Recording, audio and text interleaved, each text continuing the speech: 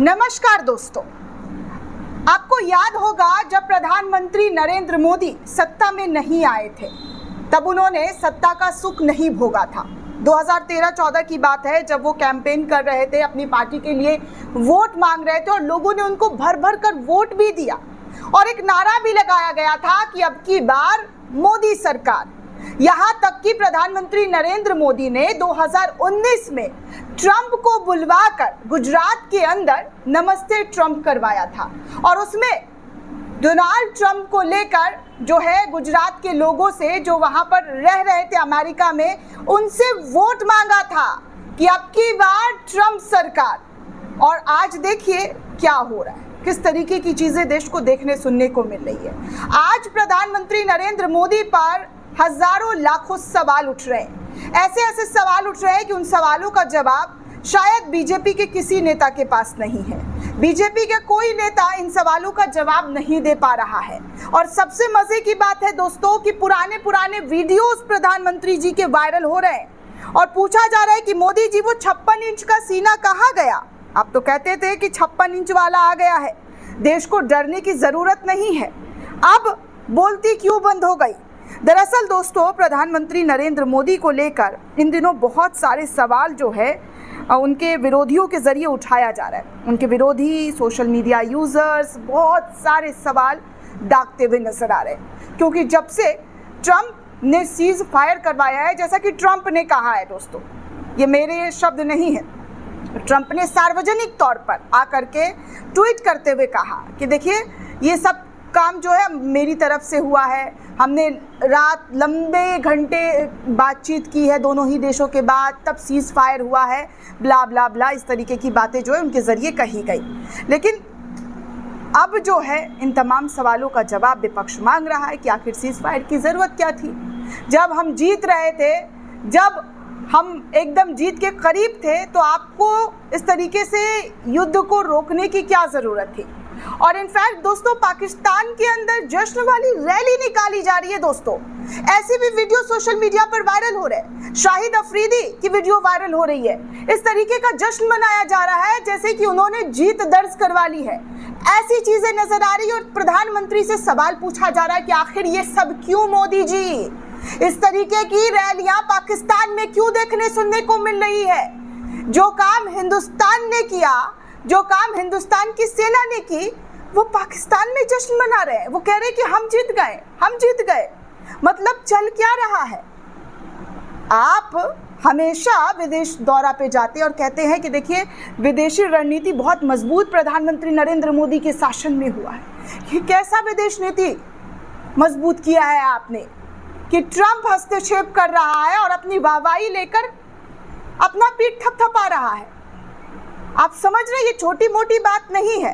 खैर दोस्तों, social media पर क्या है क्या बात नहीं है वो मैं दिखाना चाहूँगी, क्योंकि बोले भारत एक पेज है, उसने शेयर किया 2 तस्वीरें और लिखा कि अब की बार झुक गए सरकार।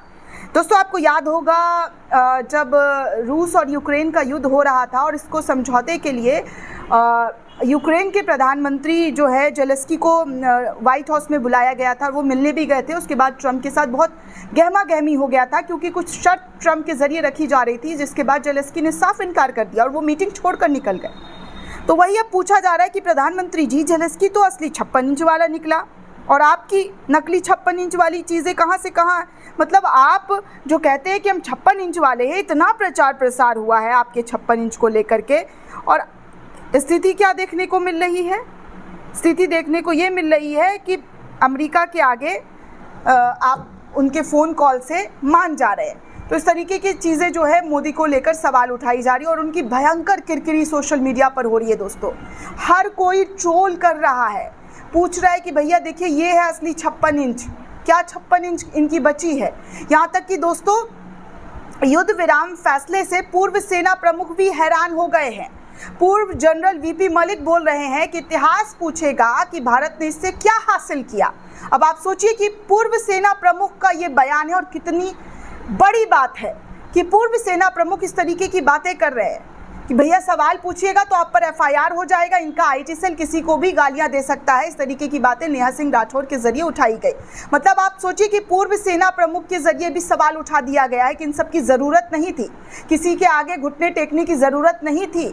अमेरिका का हस्तक्षेप करने से आप हामी क्यों भरे? आपको मना कर देना चाहिए था कि ये सीज़ फायर हम नहीं करेंगे, क्योंकि हमारी सेना ऑलमोस्ट जीत चुकी थी दोस्तों।